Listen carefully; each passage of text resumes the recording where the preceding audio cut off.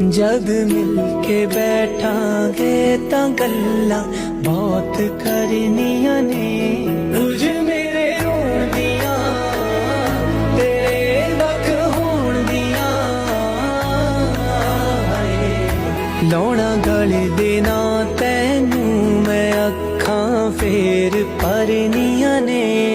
जद मिल के बैठांगे तां गल्लां बहुत करनियां ने। मैं पुछना वक्त बीते तो किवें लंघिया सी मेरे दिन। मैं रातां जाग के कटियां किवें निकले सी तेरे दिन। मैं सजना फिर तेरे ਲਈ ਵੇ ਪੀੜਾਂ ਆਪ ਜਰਨੀਆਂ ਨੇ। जद मिल